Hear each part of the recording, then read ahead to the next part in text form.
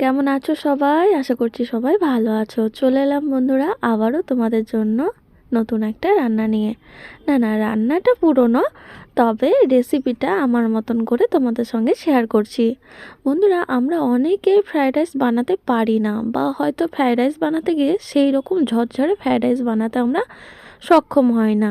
তো চলো আজকে তোমাদের সঙ্গে আমি শেয়ার করে দিই যে কীভাবে একদম ঝরঝরে নতুন স্টাইলে ফ্রায়েড রাইস তোমরা বাড়িতে বানাবে আর সবাইকে করে খাওয়াবে। তো দেখো বন্ধুরা, এখানে আমি ভালো করে 750 মতন চাল নিয়েছি, ওগুলোকে ধুয়ে নিচ্ছি।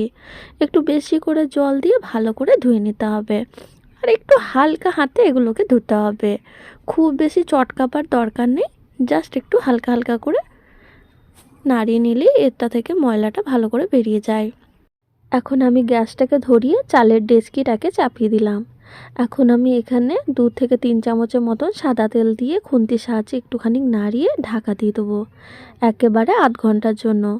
তোমাদের সঙ্গে একটা কথা বলি বন্ধুরা, অনেকেই চালের সঙ্গে জলের মাপ করে, তবে এখানে আমি চালের সঙ্গে জলের মাপ করি না। এখানে আমি একটু বেশি করে জল দিয়েছি যাতে করে ভাতটা একদম ঝরঝরে হয়। আর যারা প্রেসার কুকারে করে তারাই একমাত্র চালের সাথে জলের মাপটা করে থাকে। এভাবে করে যদি ডেচকিতে বলো বা হাঁড়িতে বলো করে থাকো, তাহলে অবশ্যই বেশি করে একটু জল দেবে, তাহলে চালটা একদম পারফেক্টভাবে ঝরঝরে হয়ে যাবে। একেবারে আধ ঘন্টা পর আমি এটাকে ঝরিয়ে নিলাম। কড়াই বসিয়ে দিয়েছি, কড়াইয়ের পর এখন আমি সাদা তেল দিয়ে দিলাম। সাদা তেলটা গরম হয়ে আসা মাত্রই এখানে আমি গাজর কুচি দিয়ে দিচ্ছি। সবজি নিজেদের ইচ্ছা মতন দেওয়া যায়, তবে এই ফ্রাইড রাইসের সবজি আমরা প্রত্যেকেই জানি গাজর, বিনস, ক্যাপসিকাম, মটরশুঁটি এগুলোই দিয়ে থাকি।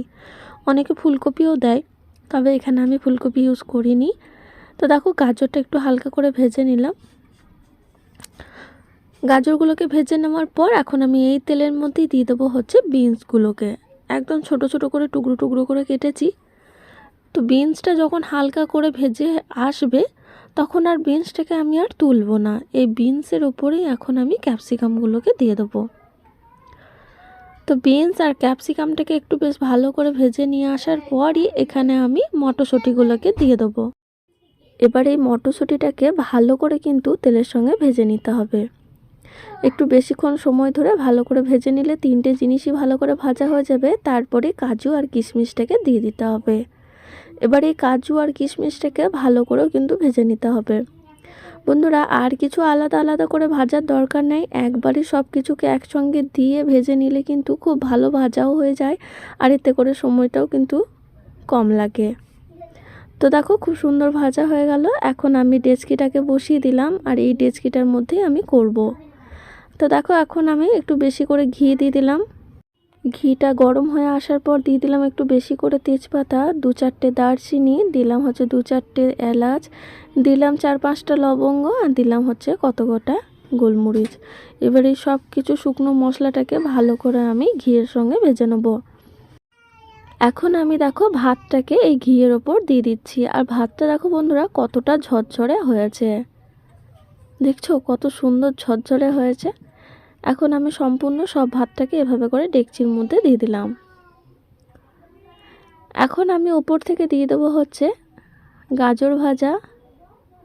দেখো কত সুন্দর লাগছে না দেখতে। এভাবে করে আমি সব কিছু ভাজাগুলোকে এই ভাতের ওপর দিয়ে দেবো। বন্ধুরা, বিশ্বাস করে একবার এভাবে বাড়িতে বানাবে, দেখবে অসাধারণ লাগে খেতে। এখন আমি এখানে দিয়ে দেবো হচ্ছে বড় চামচের 4 চামচ চিনি, আর এখন আমি দিয়ে দেবো হচ্ছে স্বাদ অনুযায়ী লবণ। লবণটা নিজেদের স্বাদ অনুযায়ী দেবে বন্ধুরা। এখানে আমি প্রায় বড় চামচের 2 থেকে 2.5 চামচের মতন আমি লবণ দিয়েছি। এখন আমি দিয়ে দিলাম হচ্ছে গোলমরিচের গুঁড়ো। এবার আমি এই সব কিছু উপকরণকে ভালো করে এই ভাতের সঙ্গে মেশাতে থাকবো, আর গ্যাসের আঁচটা কিন্তু একদম লো ফ্লেমে রাখবো। দেখো কতটা ঝরঝরে হয়েছে, আর এখানে কিন্তু চালের পরিমাণটা বা ভাতের পরিমাণটা কিন্তু অনেকটাই বেশি আছে, প্রায় 750 চাল আছে এখানে। তো দেখো, এখন আমি এভাবে করে ডেকচিটাকে দুধারে কাপড় নিয়ে ঝাঁকিরে ঝাঁকিরে এপিট ওপিট করে নিচ্ছি, তাহলে ভালো রকমভাবে এগুলো মিশে যাবে। যতটা পারবে খুন্তির সাহায্যে করবে, আর যতটা পারবে এভাবে করে কাপড়ের সাহায্যে একটুখানি করে আঁচড়ে নেবে। তো দেখো বন্ধুরা, একদম চালগুলো ঝরঝরে হয়ে আছে। তো দেখে বুঝতে পারছো যে কতটা ঝরঝরে হয়ে আছে। এখন আমি এখানে একটা জিনিস দিচ্ছি। এখন আমি এখানে দেবো হচ্ছে একটা গোটা লেবু। বন্ধুরা, লেবুর রসটা এভাবে করে নিংড়ে দিয়ে দিতে হবে।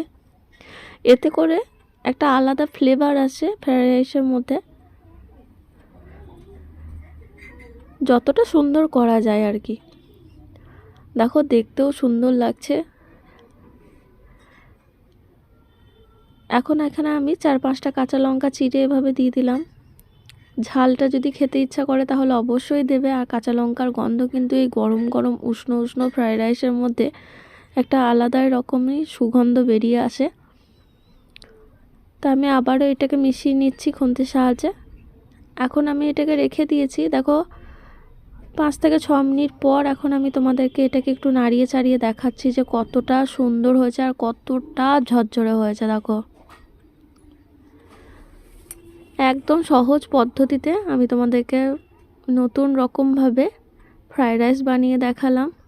আশা করছি তোমাদের আজকে ফ্রাইড রাইস রান্নাটা নিশ্চয়ই ভালো লেগেছে। যদি ভালো লেগে থাকে অবশ্যই লাইক করো, শেয়ার করো, কমেন্ট করো। আর এরকম মিষ্টি মিষ্টি চিলি চিকেন কষা দিয়ে কিন্তু দারুণ যায়।